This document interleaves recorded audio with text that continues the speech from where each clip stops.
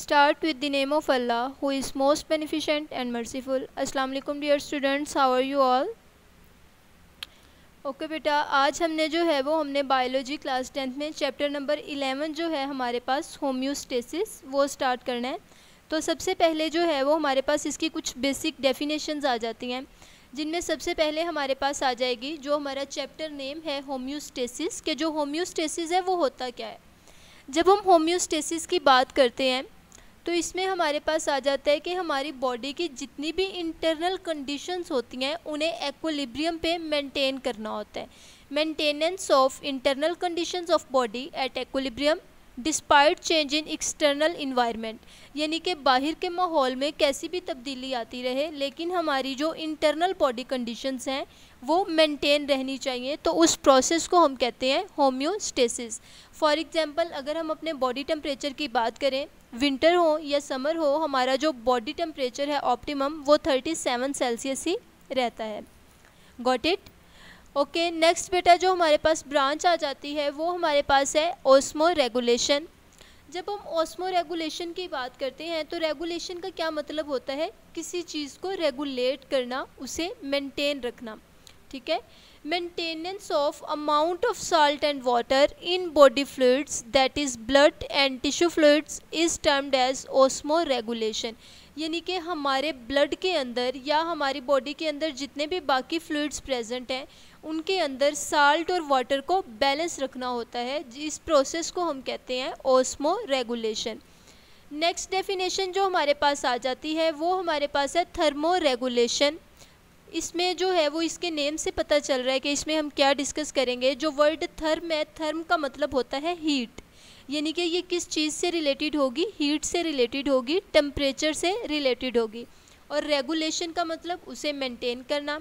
Maintenance of internal body temperature that is enzymes work best at a particular temperature, यानी कि हमने अपने body temperature को जो है वो मेंटेन रखना है, इंटरनल बॉडी टेम्परेचर को। मैंने पहले भी आपको बताया, ऑप्टिमम टेम्परेचर की एग्जांपल दी कि जिस तरह हमारी बॉडी जो है उसके तमाम एंजाइम जो हैं वो बेस्ट वर्क किस टेम्परेचर पे करते हैं, 37 सेल्सियस पे। तो इस 37 टेम्परेचर को मेंटेन रखने को हम कहते हैं थर्मो रेगुलेशन। नेक्स्ट बेटा हमारे पास जो डेफिनेशन आ जाती है वो हमारे पास है एक्सक्रीशन। एक्सक्रीट से निकला है ये वर्ड, जिसका मतलब होता है रिलीज़ करना। ठीक है, वो प्रोसेस जिसमें जितने भी मेटाबॉलिक वेस्ट हैं उन्हें बॉडी से एलिमिनेट किया जाएगा, खारिज किया जाएगा, रिलीज़ किया जाएगा, उस प्रोसेस को हम कहते हैं excretion. Metabolic waste are eliminated from the body to maintain the internal conditions at equilibrium is termed as excretion. इस प्रोसेस को हम कहते हैं एक्सक्रीशन। अब ये जो सारे प्रोसेस हैं ये होम्योस्टेसिस के अंदर आ जाते हैं। तो होम्योस्टेसिस जो है इसे प्लांट्स के अंदर भी मेंटेन करना ज़रूरी होता है और एनिमल्स के अंदर भी। जब हम प्लांट्स की बात करते हैं तो प्लांट्स के अंदर जो है वो होम्योस्टेसिस किस तरीके से मेंटेन की जाएगी और कौन कौन से जो मेथड हैं वो अप्लाई होते हैं वो हम पढ़ेंगे आगे further. Plants respond to the environmental changes and keep their internal conditions constant. Plants जो होते हैं वो इन्वायरमेंटल चेंजेस को जो है वो रिस्पॉन्स भी करते हैं लेकिन अपनी इंटरनल कंडीशंस को मेंटेन रखते हैं, और यही जो चीज़ है इसे हम कहते हैं होम्योस्टेसिस। अब जो प्लांट्स के अंदर है वो बेसिकली क्या प्रेजेंट होता है, उनके अंदर वाटर एंड केमिकल्स। तो उनको जो है वो हम किस तरह से मेंटेन रखेंगे, या जो प्लांट्स हैं वो अपनी बॉडी के अंदर वाटर एंड केमिकल के बैलेंस को किस तरह से मेंटेन करते हैं, उनके लिए हमारे पास डिफरेंट मैकेनिज़म्स आ जाते हैं।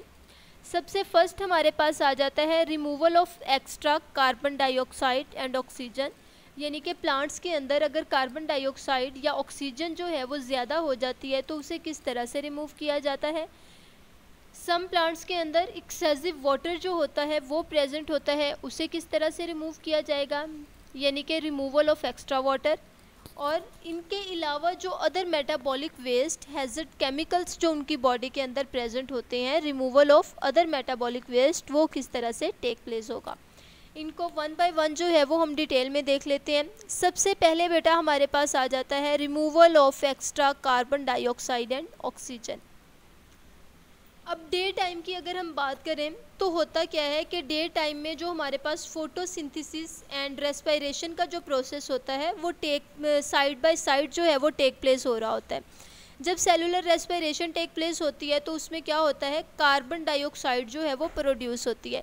ये सारी चीज़ें आपने जो है वो चैप्टर नंबर 10 में जब हमने गैसेस एक्सचेंज इन प्लांट्स पढ़ा था थ्रू स्टोमेटा, तो उसमें भी हमने डिस्कस किया था कि लीव्स को जो है वो 2 सिचुएशंस फेस करनी पड़ती हैं, one during day time and the other is at night. ठीक है, तो ये वही बात यहाँ पे रिपीट हो रही है कि डे टाइम में क्या होता है, सेलुलर रेस्पिरेशन हो रही होती है। सेलुलर रेस्पिरेशन के दौरान जो कार्बन डाइऑक्साइड प्रोड्यूस होती है बेटा वो यूज़ हो जाती है फोटोसिंथेसिस के अंदर।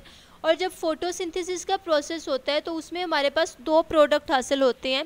एक तो जो है वो फूड प्रिपेयर होती है, ठीक है, ग्लूकोज बनती है, और उसके साथ जो चीज़ प्रोड्यूस होती है वो होती है ऑक्सीजन। अब वो ऑक्सीजन जो फोटोसिंथेसिस के दौरान प्रोड्यूस होगी वो कहाँ पे यूटिलाइज हो जाएगी, वो यूटिलाइज हो जाएगी रेस्पिरेशन के अंदर। यानी कि इस तरह से ऑक्सीजन और कार्बन का जो बैलेंस है वो मेंटेन रहता है। लेकिन नाइट में क्या होता है, क्योंकि सनलाइट प्रेजेंट नहीं होती तो फोटोसिंथेसिस का प्रोसेस जो है वो टेक प्लेस नहीं हो रहा होता। जब फोटोसिंथेसिस नहीं होती तो जितनी भी वहाँ पे जो है वो कार्बन डाइऑक्साइड प्रोड्यूस हो रही है,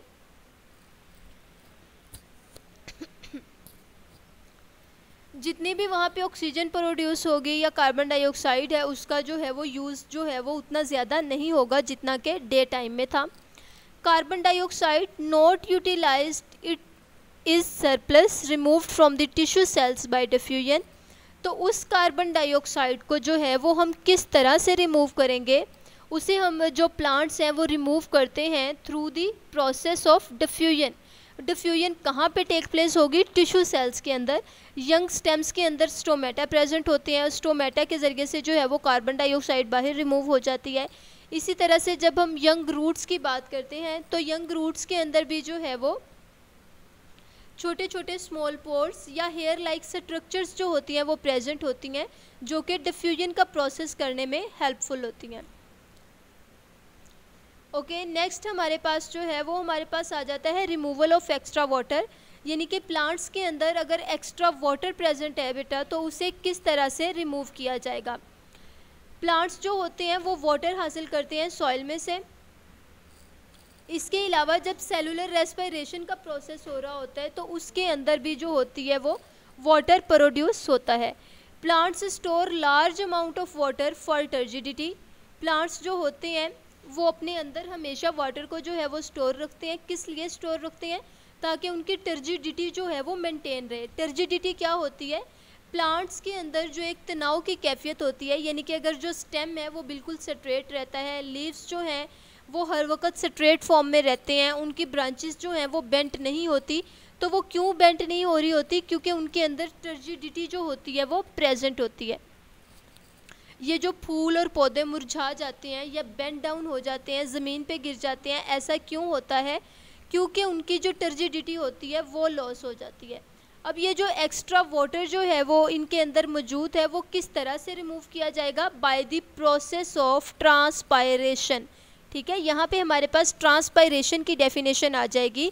इसकी डेफिनेशन हम किस तरह से करेंगे, extra water in plants is removed through a process by the process of transpiration during night. क्या होता है इस ट्रांसपायरेशन के अंदर, होता क्या है कि जो स्टोमेटा होते हैं वो क्लोज हो जाते हैं, वाटर जो होता है वो रूट्स के ज़रिए से प्लांट के अंदर एंटर होता रहता है। ठीक है, और वो सारे का सारा वाटर जो है वो जाइलम वेसल्स के अंदर एक्यूमुलेट हो जाता है, स्टोर हो जाता है। Some plants like grasses force these waters through special pores at leaf tips or edges and form drops called guttation। कुछ प्लांट्स के अंदर जिस तरह से हमारे पास ग्रासेस आ जाती हैं वो क्या करती हैं, उनके लीफ की जो टिप्स होती हैं उनके ऊपर स्मॉल पोर्स जो होते हैं वो प्रेजेंट होते हैं। वो वाटर को फोर्स करते हैं कि उन टिप्स के ज़रिए से जो वाटर है वो बाहर रिमूव हो जाए। तो अक्सर अर्ली मॉर्निंग जो है वो हमें या रात के वक्त छोटे छोटे वाटर ड्रॉप्स जो होते हैं वो प्लांट्स के ऊपर नज़र आते हैं, उनको हम कहते हैं गुटेशन। अब यहाँ पे जो है वो आपने गुटेशन को ड्यू ड्रॉप्स के साथ जो है बेटा वो मिक्सअप नहीं कर देना। गुटेशन हमारे पास और चीज़ है और जो ड्यू ड्रॉप्स होते हैं वो और चीज़ होती है। गुटेशन जो है ये वो वाटर है जो प्लांट के अंदर से ही बाहर रिलीज होता है, ठीक है। और ड्यू ड्रॉप्स जो होते हैं वो कंडेंस